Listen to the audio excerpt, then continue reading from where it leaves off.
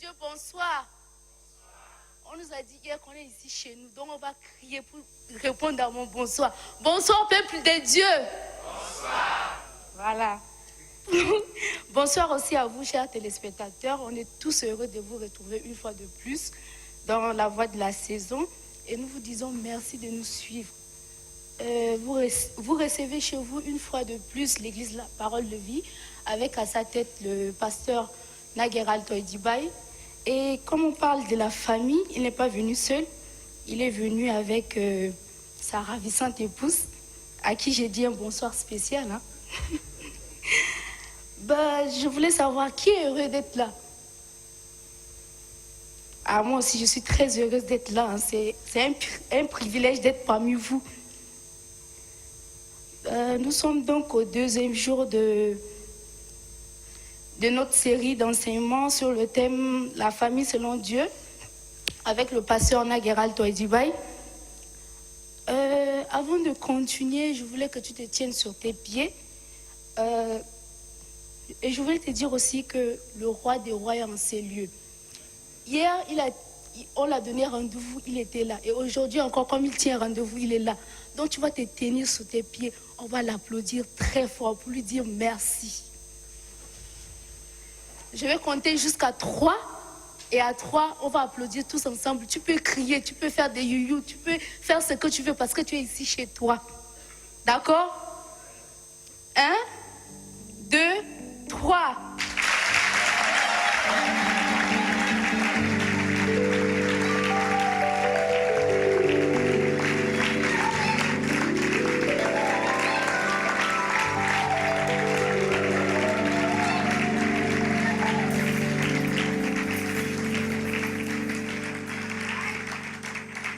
Alléluia. Alléluia. Gloire à Dieu. Vous pouvez vous rasseoir.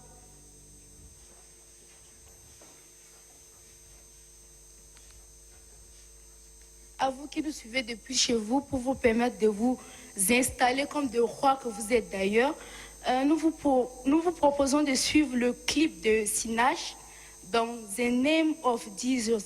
Et après, juste après, nous allons revenir sur le plateau pour célébrer le Seigneur avec la chorale. Mais bien avant ça, je veux que tu t'installes et que tu sois dans un esprit de prière parce que les vraies choses vont commencer tout à l'heure. Le Seigneur a tenu parole hier, il va tenir encore parole aujourd'hui. Donc sois dans un esprit de prière, il est là, il veut te parler, il veut t'écouter aussi. Donc si tu as quelque chose à dire, demande dès maintenant avant d'écouter la parole, parce que la parole d'aujourd'hui, je suis sûre que ça serait très puissante. Alors, je vais te laisser suivre le clip et à tout à l'heure. Merci. Tell somebody the name of Jesus. It's higher than cancer. It's higher than heartbreak. It's higher than any disease. Just speak in tongues if you know how to speak in tongues.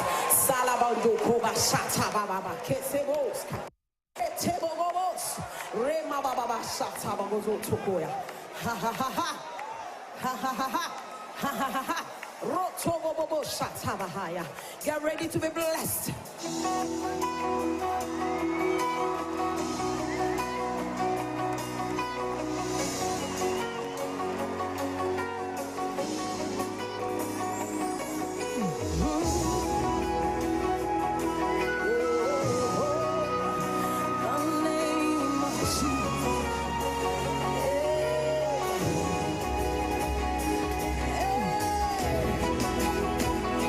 Higher than all the name, wave your hands to Jesus.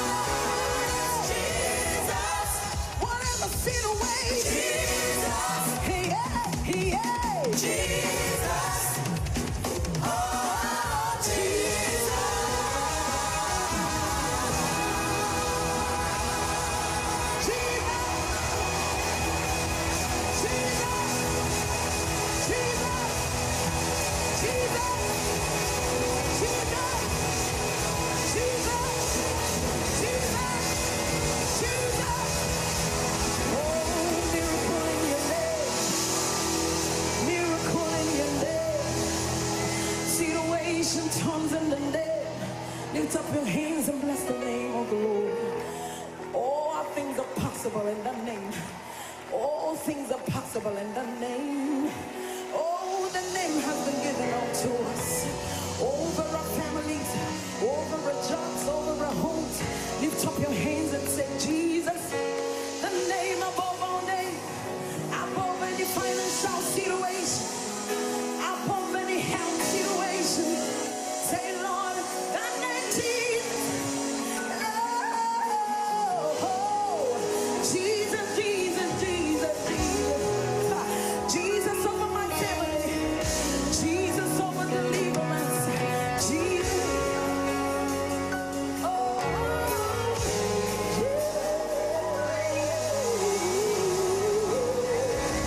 hallelujah.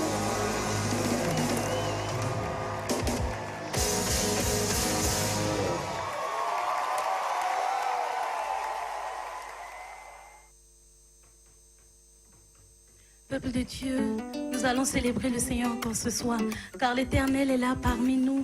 Et nous allons dire par ce chant qui dit, Dieu a tout créé, il a créé l'homme, la femme, il a créé les animaux, il a tout créé pour notre bien. Alléluia.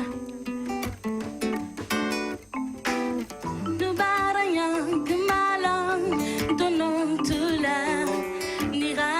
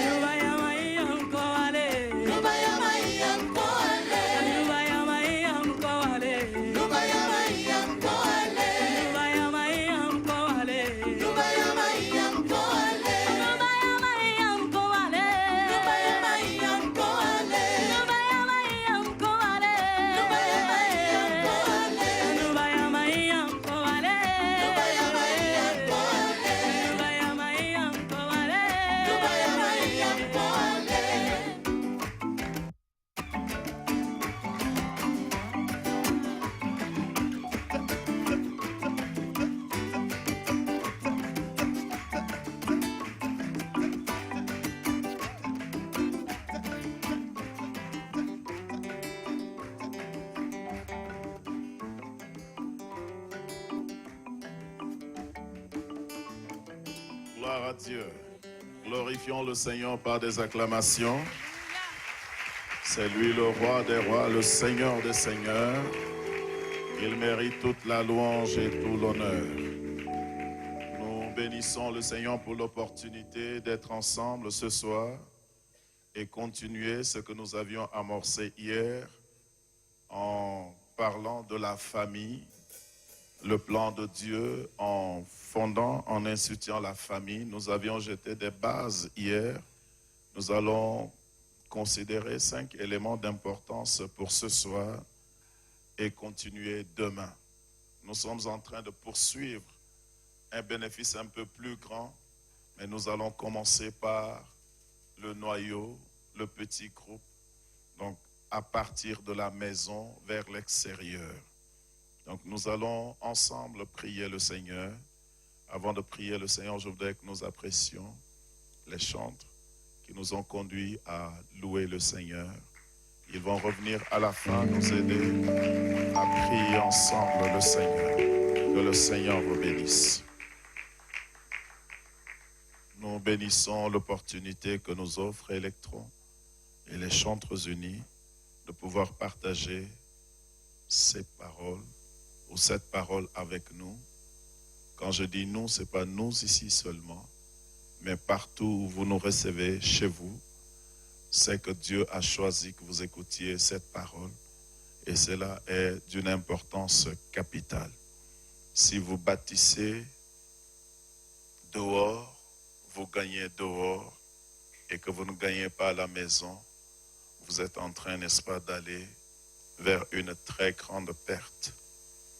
Si vous construisez des grandes entreprises, des grandes sociétés, et que vous n'avez pas quelqu'un, un héritier pour cela, l'homme travaille pour bâtir sa famille. L'homme se bat pour prendre soin de sa famille et assurer la continuité.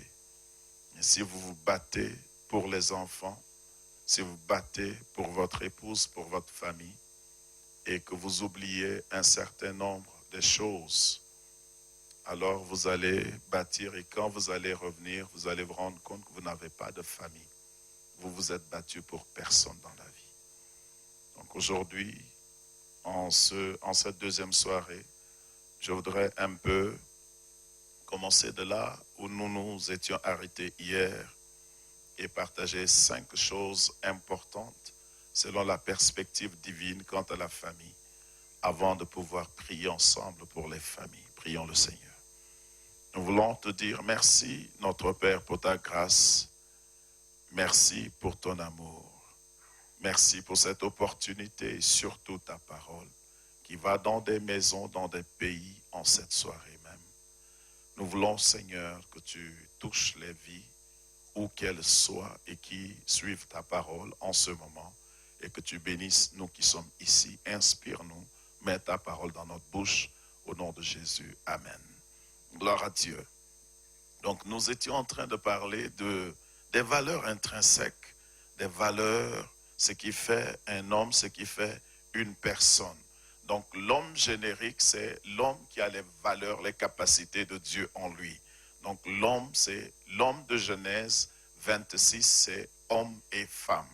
Maintenant, homme et femme de Genèse 1, 26 plutôt, ça continue au 27 qui dit que c'est l'homme et la femme qui ont été créés à l'image de Dieu. Je vais lire le verset 27 de Genèse 1 aujourd'hui pour nous permettre de progresser et me permettre de partager les 5 éléments essentiels que j'aurai à partager avec nous à partir de la parole de Dieu, bien sûr. Donc, lorsque nous lisons Genèse 1, verset 26 jusqu'au verset 28 aujourd'hui, donc hier nous avions lu du 26 au 27. Aujourd'hui, nous allons lire du 26 au 28. Voici ce que la Bible dit.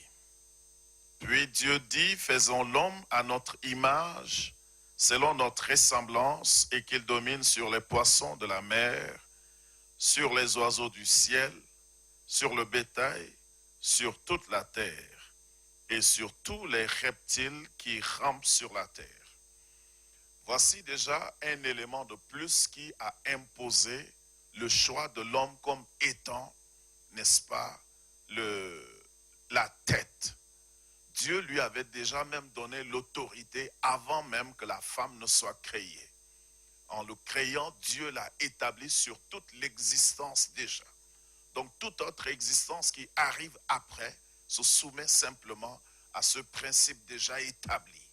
Donc lorsque vous intégrez un groupe, une société, une organisation, une structure, lorsque la structure est déjà en place, soit vous acceptez la structure en place, soit vous n'acceptez pas d'intégrer la structure.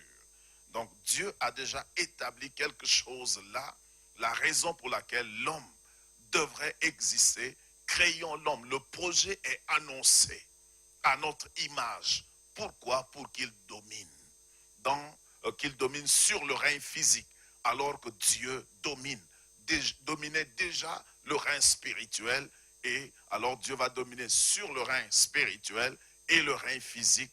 Le règne physique maintenant via l'homme, représenté par l'homme. Verset 27 dit, Dieu créa l'homme à son image, il le créa à l'image de Dieu. Il créa l'homme et la femme. Dieu les bénit, 28, et Dieu leur dit, soyez féconds, multipliez, remplissez la terre et l'assujettissez, et dominez sur les poissons de la mer, sur les oiseaux du ciel, et sur tout animal qui se meut sur la terre. D'ailleurs, nous l'avions lu hier. Maintenant, nous avions dit que Dieu était obligé de choisir, obligé dans ce sens, la sagesse l'a poussé à choisir Adam comme tête de la famille. Parce que nous avions dit Adam a existé dans cet environnement bien avant, a reçu des instructions, n'a violé aucune instruction, et c'est lui qui avait besoin d'aide, et la femme est venue pour l'aider. Gloire à Dieu. La femme est venue pour l'aider. Et nous avions dit, quand nous gérons une structure, quand nous gérons les hommes, nous gérons les sensibilités. Adam était là avant. Donc Dieu savait. C'est pour répondre à un besoin d'Adam que Ève a été créée. Donc Ève a été créée. Adam a été ordonné chef du jardin d'Éden. Alors Ève est subordonnée, pas subordonnée dans le sens péjoratif. Est-ce que vous voyez? Donc l'ordination de Ève pour répondre à ce poste est une subordination tirée d'Adam. Vous voyez un peu. Donc on va d'une grande partie à une mais en substance, en économie, en composante, l'homme et la femme sont égaux. Mais en termes de rôle, en termes de leadership, en termes d'organisation, Dieu a choisi. Maintenant, imaginez Dieu choisissant Ève comme la tête. Adam ne pourra rien faire contre Dieu, n'est-ce pas? Mais Adam va dire, Seigneur, fais ton show. Celle que tu laisseras après moi, elle aura à voir de toutes les couleurs, les sensibilités à les continuer. Là n'est pas le point. Maintenant, je voudrais que nous puissions voir la dimension ajoutée à cette chose. Nous avions dit que la famille commence avec un homme et une femme. La famille commence avec un homme et une femme.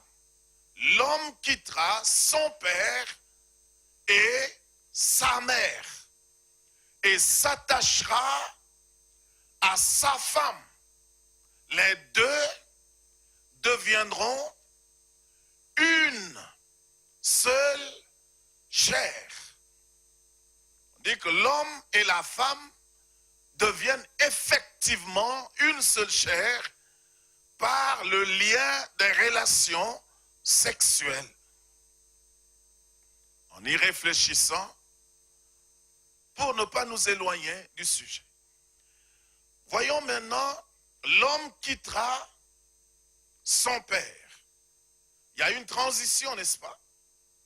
Il y a une transition à plusieurs dimensions, ou bien à plusieurs niveaux. Au niveau des parents qui voient leur enfant grandir, pour les quitter. Et au niveau de l'enfant qui grandit et qui quitte les parents. Cela ne s'opère pas facilement. Quitter veut dire décider, c'est le temps de prendre sa vie en main, de prendre sa responsabilité, d'avoir une philosophie de vie à soi, de fonder une autre famille. L'homme doit quitter généralement, qu'est-ce qu'on fait? L'homme reste dans sa famille, dans la maison familiale, et c'est la femme qui quitte. C'est là où il y a plus de frustration. Et il y aura toujours de frustration quand l'ordre établi par Dieu n'est pas respecté. Si la femme ne respecte pas l'homme comme étant la tête, il y aura de frustration. Si l'homme ne respecte pas le principe de quitter pour s'attacher à sa femme, il y aura de frustration. Ce n'est pas une division qu'on apporte dans la famille. Mais le fait de quitter et fonder sa famille est difficile. Du point de vue matériel, je suggère que si vous vivez avec vos parents et que vous vous mariez, mettez votre chambre, votre villa que papa vous a donné pour vous permettre de vivre dans la concession familiale, mettez cela en location et cet argent vous permet de louer ailleurs. Que vous quittiez, que votre femme quitte et que vous vous rencontriez quelque part. Cela est démontré dans la vie d'Isaac. Quand Abraham a envoyé sa femme, a envoyé son serviteur aller chercher une femme pour Isaac. Isaac et sa femme se sont rencontrés pour la première fois en brousse dans les champs. Isaac était en dehors de la maison familiale et Rebecca étant venue, ils se sont rencontrés et Isaac est allé conduire Rebecca où? Dans une maison, dans la maison de sa maman. Où était sa maman? Elle n'était plus. Elle est morte. Mais tant que les parents sont vivants, s'il vous plaît, les mamans n'acceptent pas facilement que leurs garçons se séparent d'eux.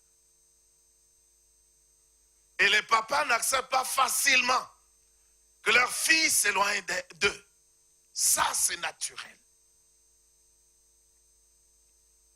Dès lors que l'ordre n'est pas respecté, je continue de relever des frustrations sans y apporter réellement de solution. L'autre ordre, c'est quoi? Dans le couple, entre les deux,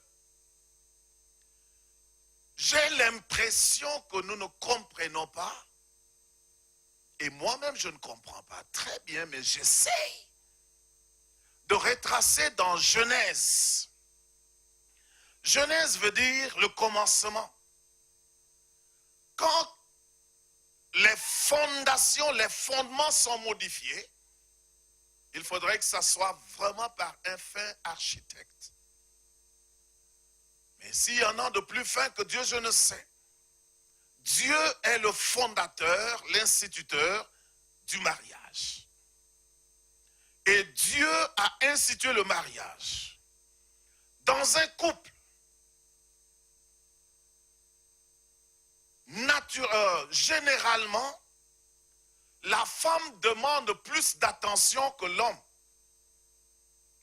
Et notre philosophie générale a tendance à valider cela.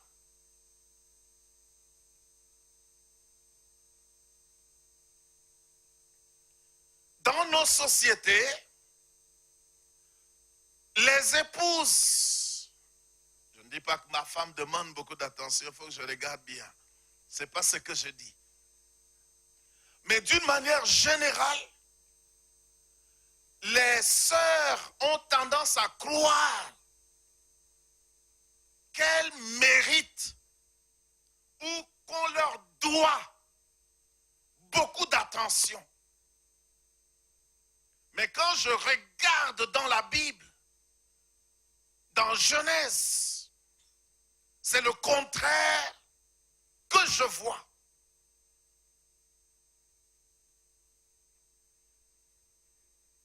La première personne à avoir besoin que quelqu'un lui donne de l'attention, c'était l'homme. La mission de l'homme étant là, l'homme, nous sommes tous constitués pareils. Mais nos enclins diffèrent, nos tendances. L'homme a reçu la mission première dans un milieu professionnel d'améliorer, de raffiner, de faire cultiver ce que Dieu lui a donné. Son attention est là. Est-ce que tel arbre, est-ce que telle branche a été élaguée? Est-ce que le jardin est entretenu? Cette culture continue jusqu'aujourd'hui avec l'homme. L'homme s'intéresse à ce qui est en dehors de lui. L'homme s'intéresse au milieu professionnel, au travail. L'homme s'intéresse aux accomplissements. Comment faire pour construire une maison? Comment faire pour réussir dehors? Comment faire pour être apte, productif, on dirait? Donc l'homme est en perpétuelle quête de performance en dehors. Regardez, quand le diable est venu tenter Ève, Adam était en train de s'occuper de quoi on ne sait, mais il était préoccupé. Adam était préoccupé par le jardin et par les bêtes. Aujourd'hui, nous les hommes, nous sommes intéressés par les nouvelles.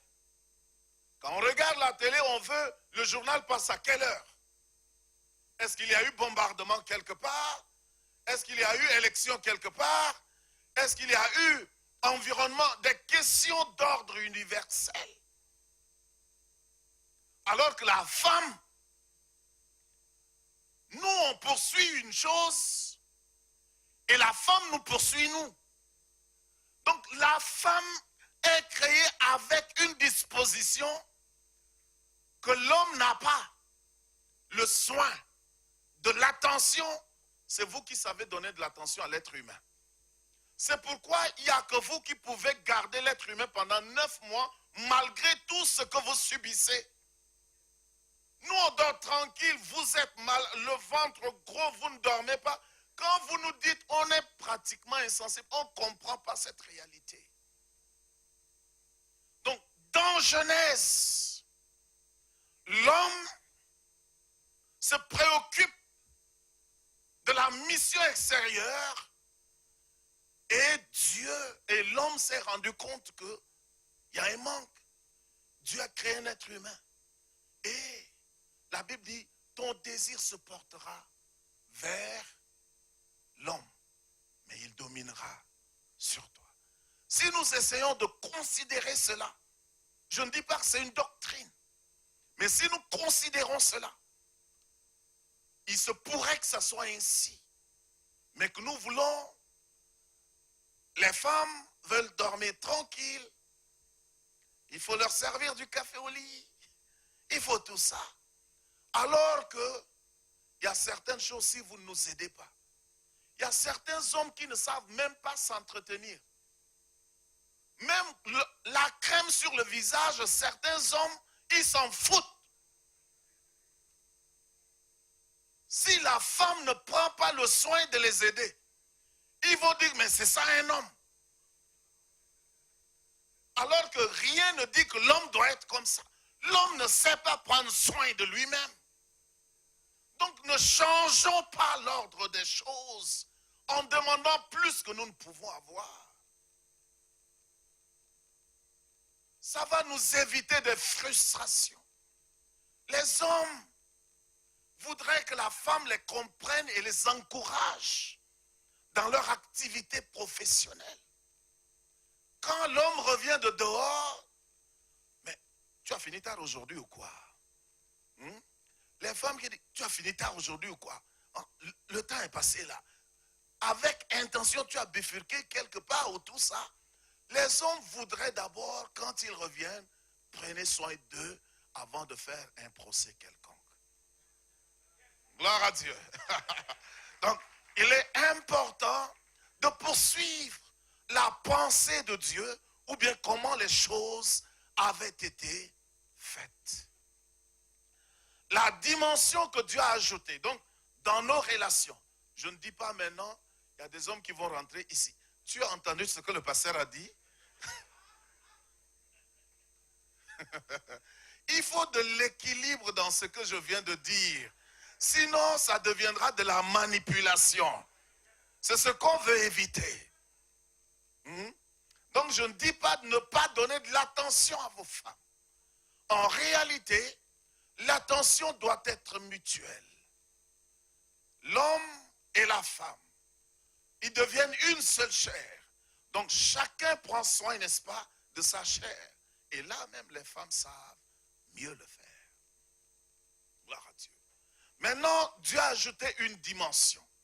Je ne voudrais pas rester trop au niveau de l'homme et de la femme. Ça va nous sortir du cadre. Mais dans un couple, là où il y a l'amour. Pourquoi je dis un couple? Parce que, le mariage divin, c'est la monogamie. Notez Matthieu, chapitre 19, verset 1 et suivant. Dans ce texte-là, Jésus vous verrez que quand bien même la polygamie a été pratiquée à une certaine époque de l'histoire racontée dans la Bible, ce n'était pas que Dieu a institué cette chose, mais dans une histoire, dans une époque donnée de l'histoire, les hommes ont pratiqué la polygamie. Mais dans la pensée de Dieu, ce n'est pas du tout la polygamie, ni la polyandrie, mais c'est la monogamie. Les gens ont posé la question, je lis le texte. Dans Matthieu au chapitre 19. Je lirai rapidement et je vais tirer un point. Matthieu 19. Jésus qui dit au verset 4, il répondit, n'avez-vous pas lu que le Créateur, au commencement, fit l'homme et la femme? Adam n'en avait pas besoin de beaucoup pour être satisfait. Et qu'il dit, c'est pourquoi l'homme quittera son père et s'attachera à qui? À sa femme. Et les deux deviendront, pas les trois, pas les quatre, pas les cinq. Donc, Jésus ne prend même pas le temps de convaincre de la monogamie. D'ailleurs, à son époque, la monogamie est revenue en vogue. Donc, quand vous faites l'étude grammaticale de tout ce que Jésus a dit, c'est la monogamie. Donc, les deux deviendront une seule. Je vais encore poursuivre l'idée de une seule chair. L'homme n'a pas besoin de deux femmes pour faire un enfant.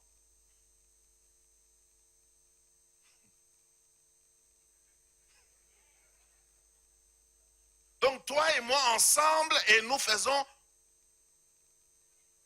gift, peace. Ça, c'est la combinaison de ma femme et de moi. Les deux sont devenus. Donc je n'ai pas besoin de deux femmes pour faire peace ou gift ou bien favorel ou qui que ce soit. Donc il dit ainsi, verset 6. Ils ne sont plus deux, mais ils sont une seule chair. Que l'homme ne sépare donc pas ce que Dieu a uni ou joint. Vous voyez ça? Et plus loin, il dit au verset 9, mais je vous dis que celui qui répudie sa femme, sauf pour infidélité, qui en épouse une autre. Vous voyez ça? Celui qui répudie, donc au temps de Jésus, tu répudies avant d'épouser. C'est toujours la monogamie. Mais si tu répudies, sauf pour cas d'infidélité, et tu en épouses une autre, tu es un adultère.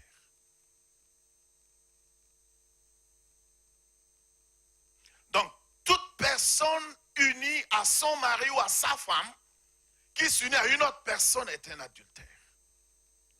Pourquoi la monogamie? La monogamie permet l'unité. Comme mono veut dire un. La monogamie, il y a le sens de l'unité, de l'harmonie. C'est facile qu'il y ait unité et harmonie. Et ça devient ce contexte d'unité et d'harmonie. Amène l'autre dimension parce que quand Dieu nous unit, il y a d'autres personnes qui vont y venir. Les enfants. Vous voyez? Les enfants. Donc l'harmonie que produit la monogamie permet aux enfants d'avoir un foyer. Ne prenez pas dans le sens de quelque chose qui chauffe. L'anglophone dit a home. Là où il fait beau vivre, là où il y a la sécurité. Pour que les enfants naissent. Pourquoi la monogamie permet l'harmonie et l'unité? La monogamie permet l'harmonie et l'unité parce que les enfants naissent innocents. Mais nous ne les accueillons pas innocemment. Quand un enfant naît dans une famille, prenez un enfant qui n'est même pas né de la famille. Prenez un enfant abandonné dans la rue. Vous l'amenez chez vous. Cet enfant grandit. Vous lui donnez l'amour, la tendresse qu'il faut. Cet enfant grandit avec vous. C'est vous que l'enfant voit. C'est vous qui êtes réellement son père et sa mère. Mais imaginez quelqu'un qui va faire un enfant dehors. Ce n'est pas toujours vrai que le monsieur, si une femme va faire un enfant dehors, ce n'est pas toujours vrai que l'homme qui est à la maison accueille bien cet enfant. Si un homme va faire un enfant dehors, ce n'est pas toujours vrai que la femme qui est dedans accueille bien cet enfant.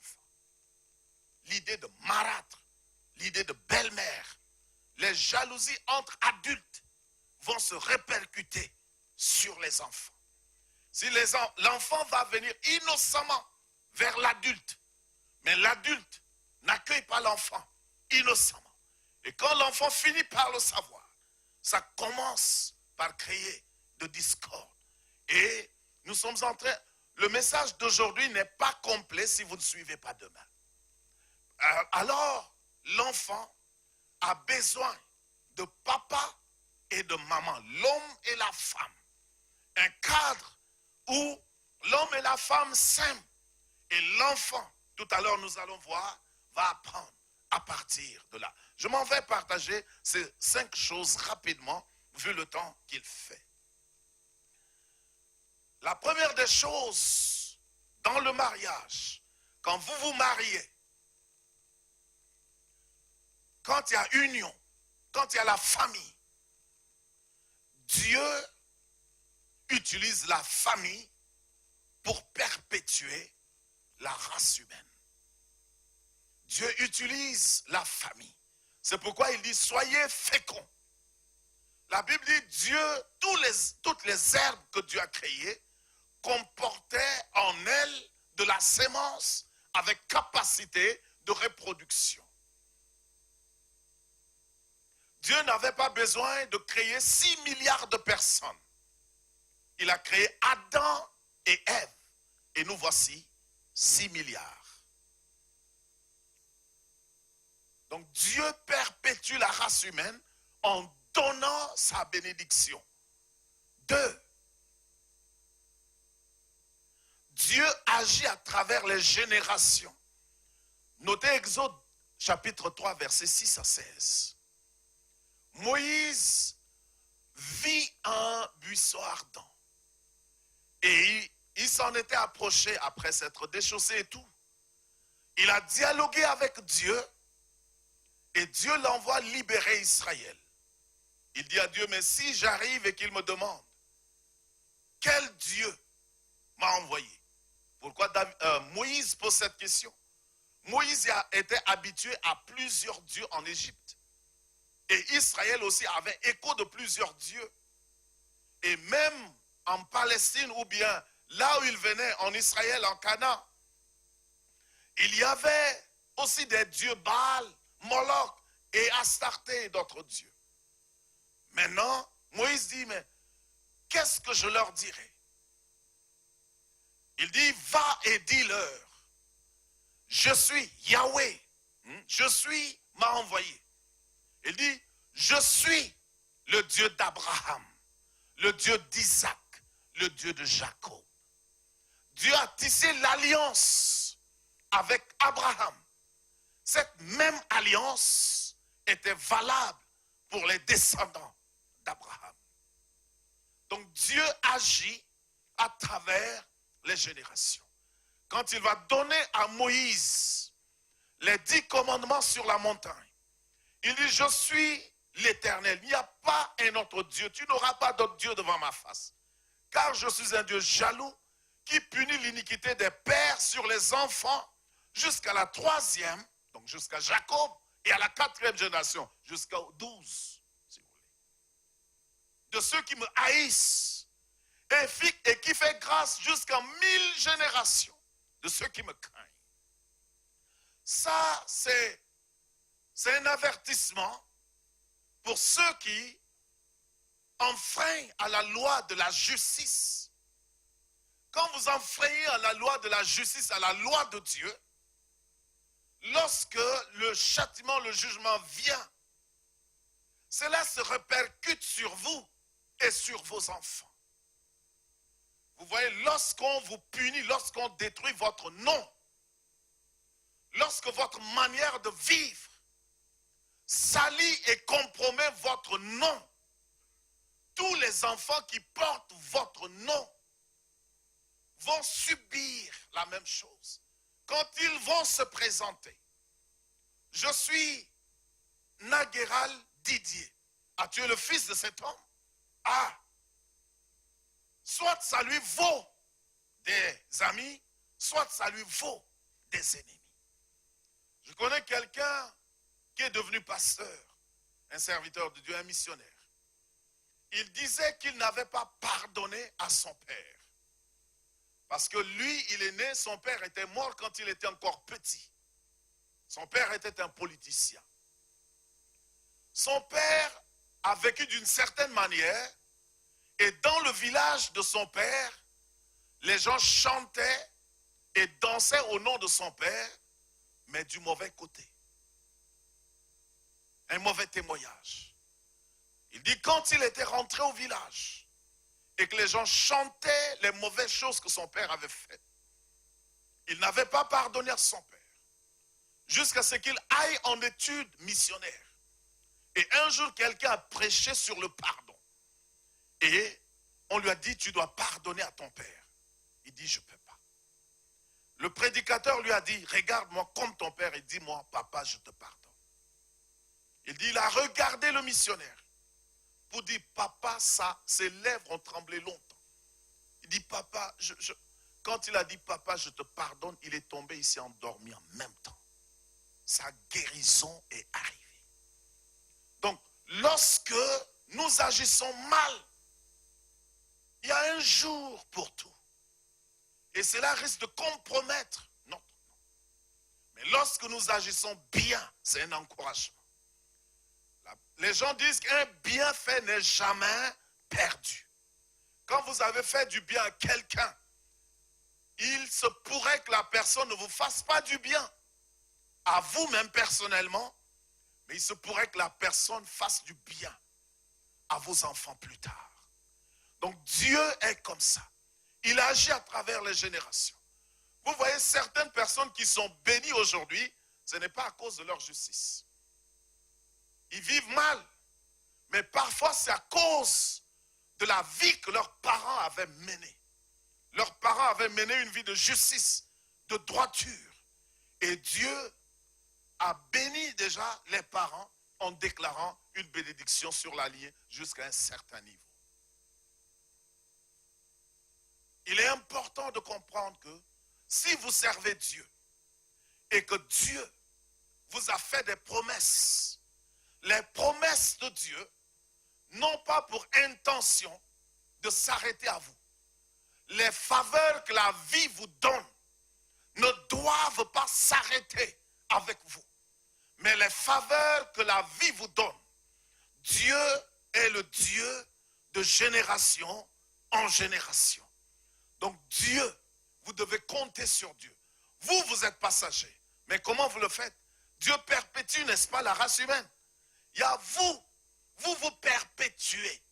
Pourquoi je dis Dieu? Il dit, vous m'appellerez le Dieu d'Abraham, d'Isaac et de Jacob, de génération en génération. Dans le mot génération, n'est-ce pas, vous avez vu le mot gène.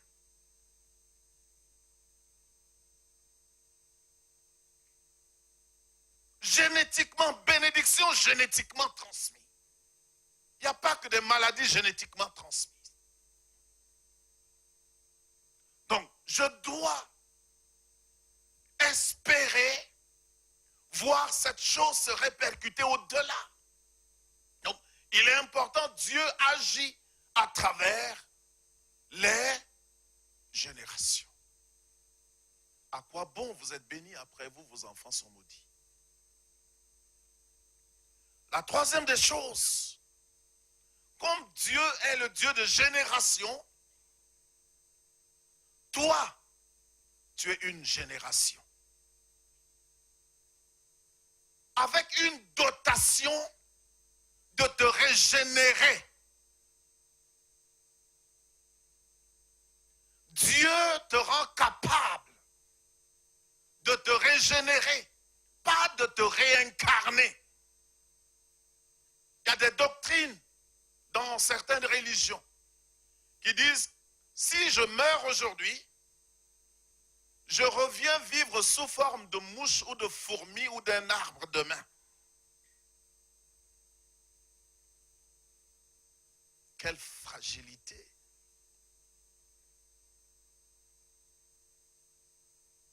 Dieu nous a donné la capacité de reproduire la vie. Notre gène peut se régénérer. Et chacun de nous, étant une génération, a une gêne à transmettre. Donc quand j'entre dans le mariage, les frères de Rebecca, la femme d'Isaac, quand Rebecca devrait quitter, ils ont dit, notre sœur va et possède les portes de tes ennemis. Ils ont béni Rebecca. Le livre de Somme nous dira plus tard que les enfants sont une bénédiction. Heureux quiconque en plein son carquois, il n'aura pas honte quand il répondra aux ennemis à la porte de la ville. À l'époque où ces sommes sont écrites, les cités sont des cités fortifiées. Et quand l'ennemi arrive, on ferme la porte. Maintenant, la Bible dit, celui qui a des enfants, lorsque l'ennemi va se présenter à la porte, il va se présenter sans en avoir honte. Parce que il y a une armée. Mais il y a enfant et enfant. Donc nous parlons de la qualité des enfants. La Bible dit un fils. Un fils sage fait le bonheur ou l'honneur de son père, parfois bonheur de sa mère. Mais un fils insensé fait la honte de sa mère, la Bible dit. Donc lorsque je vais en mariage, je dois savoir que Dieu me bénira.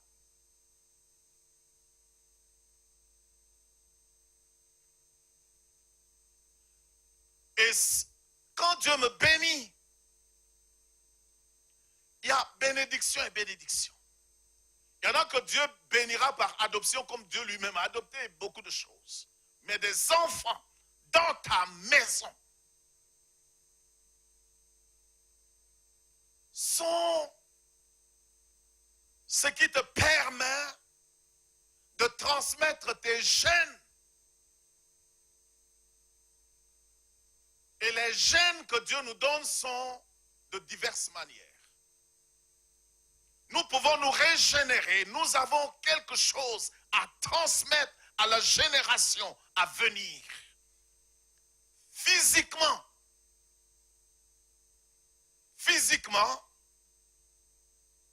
des enfants physiques. Et aussi, ces enfants physiques, adoptés ou biologiques, je dois transmettre mes gènes intellectuels pour avoir des enfants de qualité. Dans un premier temps, vous-même, vous devez être, n'est-ce pas, un père, une mère de qualité. Je dirais un certain nombre de choses qui font de nous des mères et des pères de qualité. Mais un père et une mère avec des enfants sous sa responsabilité, nous avons la responsabilité de transmettre quelque chose de notre esprit, de notre pensée, de notre philosophie de vie à ces enfants qui sont avec nous. Les enfants peuvent ne pas te ressembler physiquement, mais tu peux leur inculquer. Dieu a dit, j'ai choisi Abraham parce qu'il est capable d'enseigner, d'inculquer les enseignements à ses enfants. Intellectuellement, est-ce que tu bâtis tes enfants à apprendre? Toi, tu es tenace, tu es courageux, tu es tout. Est-ce que tu transmets ces valeurs, ces vertus à tes enfants? Les célibataires doivent aller au mariage en ayant cette responsabilité. On ne fait pas des enfants pour les jeter dans la rue. Intellectuellement, il faut investir. En termes de valeurs, quelles sont les valeurs qu'il faut transmettre? Et pour que ces valeurs soient transmises, vous devez vous-même vous efforcer d'avoir ces valeurs en vous. Jésus dit, on ne donne que ce que l'on a.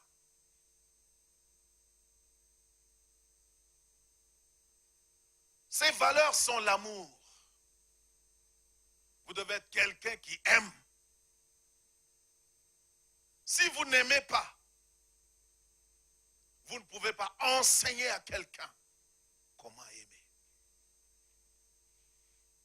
C'est pour ça qu'à un moment donné, il est important que nous puissions, n'est-ce pas, démontrer, exhiber de l'amour. Dans un couple où les gens s'insultent à tout bout de champ, les enfants, leur premier vocabulaire seront des injures. Vous voyez, dans des couples, parfois par amour pour les enfants, on doit calmer notre colère parce qu'ils sont là. Par respect pour eux, ils sont là. On ne doit pas donner libre cours à l'amour. Ce n'est pas à la haine. Ce n'est pas de l'hypocrisie. Mais ça, c'est le contrôle. Ça, c'est de l'amour. Mon partenaire me dit quelque chose, j'ai envie de lui bondir dessus. Mais à cause même du partenaire, le respect m'amène à me retenir. Et l'amour pour les enfants.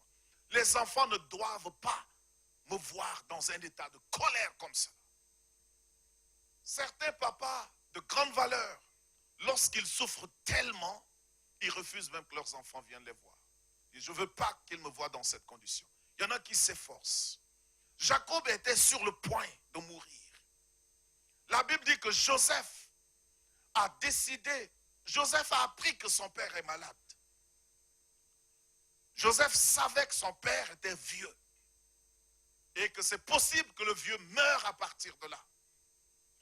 Il a pris Éphraïm et Manassé.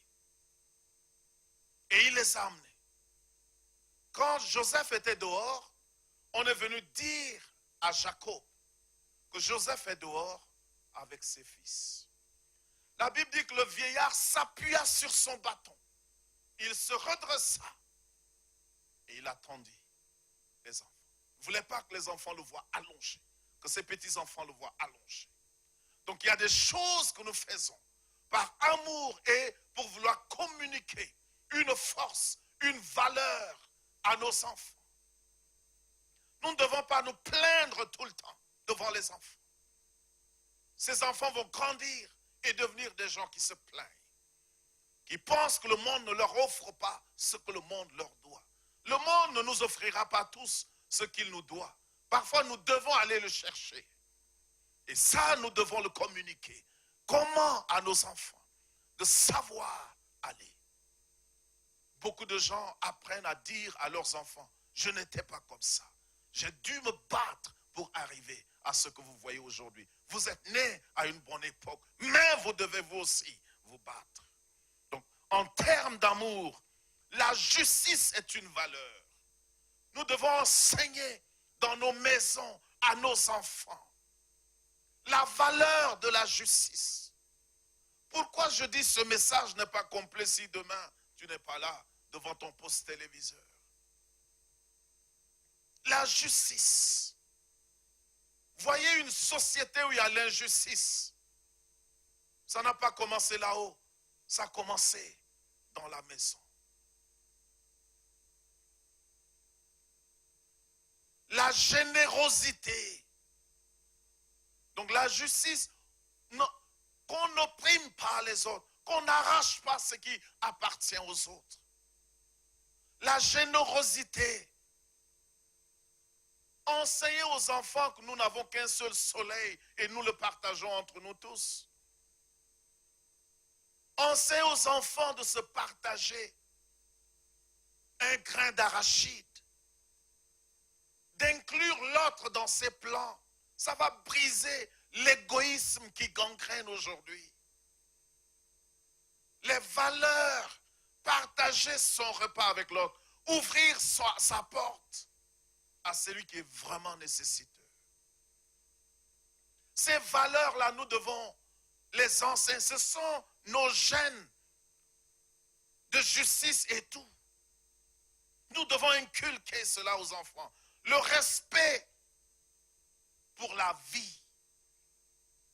La vie est sacrée. Nos enfants doivent respecter la vie. Tuer doit être hors de leur mentalité, de leur pensée. Nous devons tuer les idées intellectuellement. La guerre doit être intellectuelle, mais pas physique. Savoir exprimer sa pensée. Condamner la pensée de l'autre sans condamner l'autre. Le respect pour la vie, le respect pour les autres. La valeur du travail et non de la facilité. Nous devons être prêts à inculquer ces choses à nos enfants. Si nous ne le faisons pas, ça ne pourra pas aller. Donc, il faut inculquer ces choses. Si tu es un bosseur, c'est un bon exemple, c'est ce que j'appelle la régénération. L'enfant va t'imiter. Donc, être un père, être une mère, va au-delà d'être un géniteur. Mais être un père, être une mère, c'est être capable de transmettre des valeurs aux enfants que Dieu met à notre disposition. Est-ce que je peux prendre les 5 minutes qui sont réservées à la prière pour parler de ceci? Donc, spirituellement, nous transmettons notre gène spirituel aux gens. Jésus a dit, un disciple accompli est comme son maître. Ainsi, un enfant accompli est comme son père ou comme sa mère.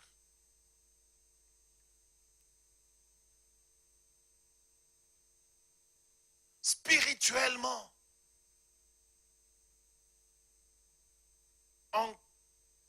Je suis au 4e point maintenant.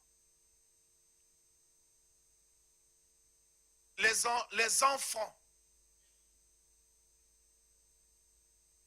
grandiront pour devenir ce qu'ils voient, ce qu'ils entendent, ce qu'ils observent, ce qu'ils apprennent.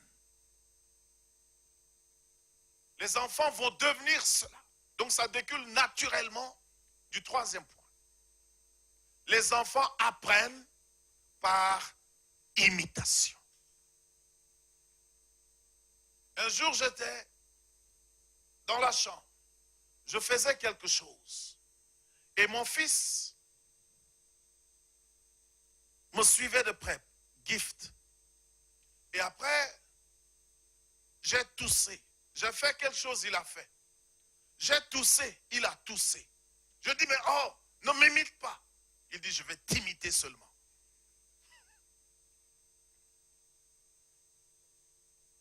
Il avait 2 ans et demi ou 3 ans pile. J'ai fait quelque chose de bien, il a imité. J'ai toussé, il a toussé. Je lui dis, ne m'imite pas. Il dit, je vais t'imiter. Les enfants vont grandir pour devenir ce qu'ils voient en nous. Et cela exige de nous beaucoup de responsabilités.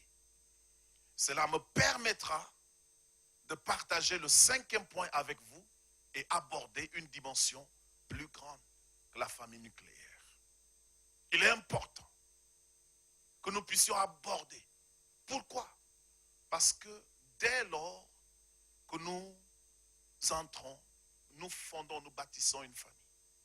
Il y a des gens, il y a des gens qui peuvent bâtir une famille sans se marier.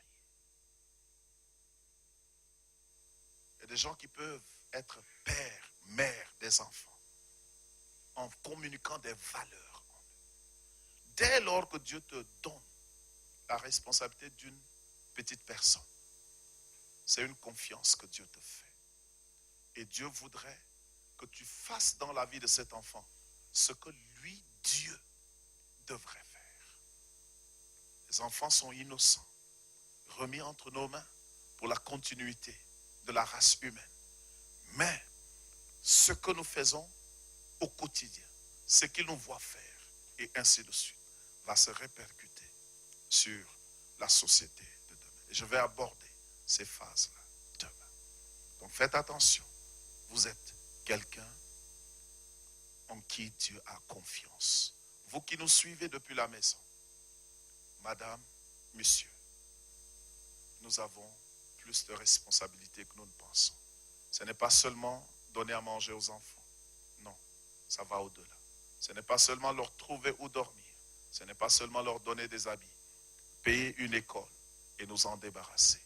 Je vous inviterai pour demain, même heure, sur la même chaîne, et nous allons aller de l'avant. Et le bénéfice d'avoir investi dans ces enfants, nous allons voir toutes ces choses alors que Dieu nous a fait grâce jusqu'à présent. Le 5e point demain, et j'aborderai une dimension plus grande. Que le Seigneur nous bénisse. Nous avons 5 minutes pour prier le Seigneur. Nous allons nous tenir debout et prier le Seigneur. Merci Seigneur.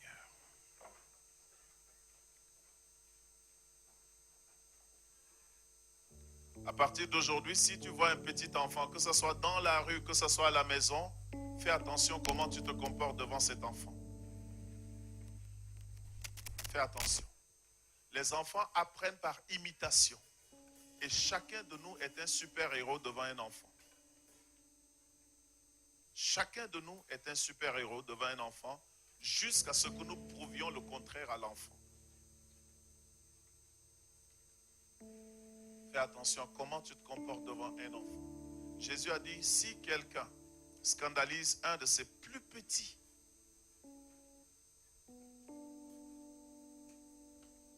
il est préférable qu'une meule lui soit attachée au cou et jetée dans la géhenne ou bien dans la mer.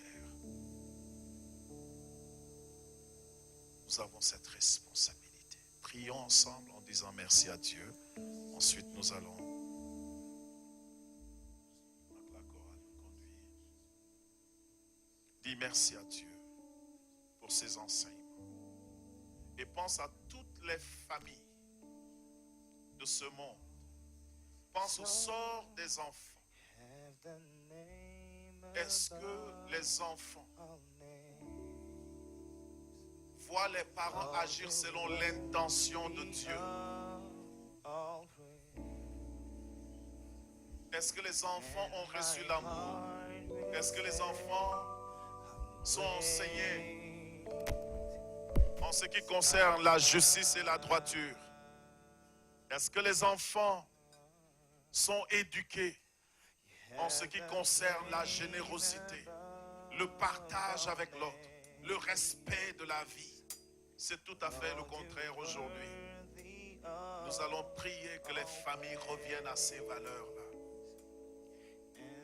Que Dieu nous aide à sauver ce qui peut être encore sauvé. Que Dieu nous aide à sauver ce qui peut être encore sauvé.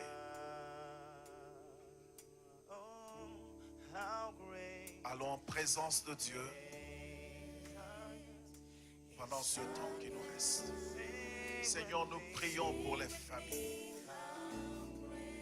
Nous prions pour les familles. Nous prions pour les familles. Non seulement l'harmonie entre papa et maman, mais les enfants qui sont des dons que tu nous as donnés. Comment nous les traitons?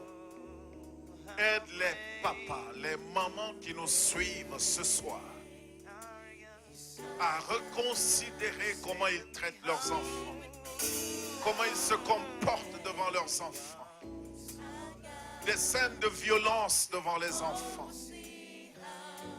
des violences verbales, des violences physiques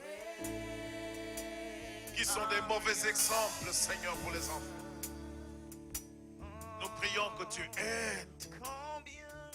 Donne-nous l'humilité, Seigneur, de reconnaître que nous avons mal agi. Donne-nous l'humilité de reconnaître que nous avons mal agi. Que nous prenions des décisions, Seigneur, pour revenir et aller sur des bonnes bases. Aide les familles à repartir sur des bonnes bases.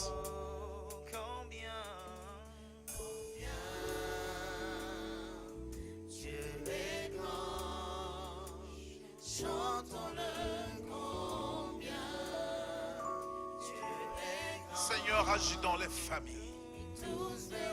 Touche le papa, touche la maman, Seigneur. Brise l'orgueil, la fierté de soi. Et que nous puissions repartir, Seigneur, sur des bonnes bases. Brise l'orgueil dans les cœurs et les pensées. Que nous admettons, Seigneur, devant toi ce soir, que nous avons négligé les enfants, que nous avons reproduit la mauvaise sémence dans les enfants. Aide-nous à changer nous-mêmes afin de pouvoir aider les enfants à changer. Seigneur Dieu de grâce, je te prie de prier pour tes enfants toi-même. Que les téléspectateurs prient maintenant pour leurs enfants. Et nous tous ici prions pour nos enfants. Nous voulons des enfants de qualité. Si tu n'es pas encore marié, demande à Dieu de te préparer à cette chose. Pour que des enfants qui naîtront de toi voient en toi un bon exemple à suivre. Merci Seigneur. Merci Seigneur. Agis Seigneur. Agis Seigneur. Agis dans les cœurs, dans les vies, dans les familles. Restaure notre société en restaurant la famille. Restaure. Je te prie pour tous ceux qui sollicitent ton aide au Seigneur, pour la restauration de leur famille. Aide-les, Seigneur, par ton Esprit Saint. Aide-les, Seigneur, par ton Esprit. Que ce message continue de retentir dans le cœur des téléspectateurs, où qu'ils soient, en Europe, en Amérique, en Asie, en Australie, partout, Seigneur, en Afrique. Je te prie de toucher les vies.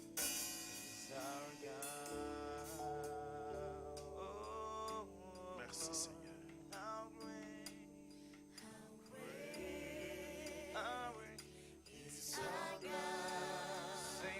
Sing with me, how great is our God. All will see how great is our God.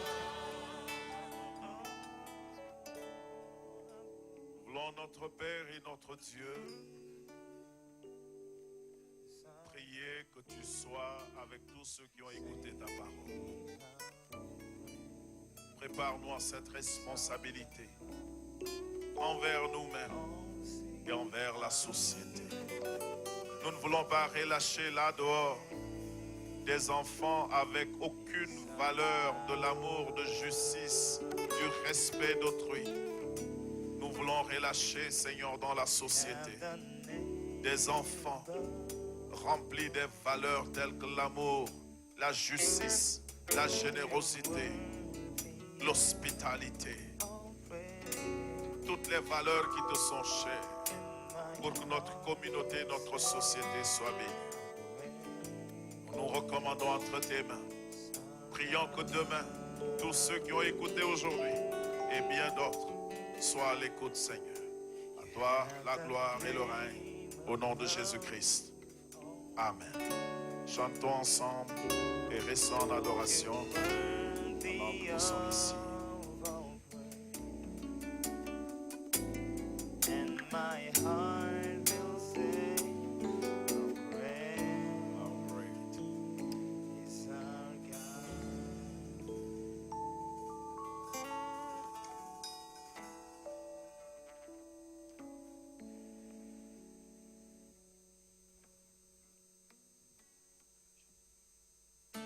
Gloire à Dieu. Amen. Nous allons reprendre le même chant qui dit How great is our God. Nous voulons célébrer le Dieu puissant, le Dieu vivant. Encore une fois.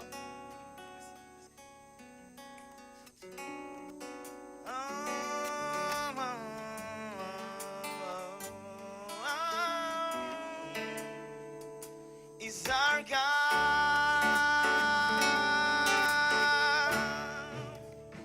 Say, how great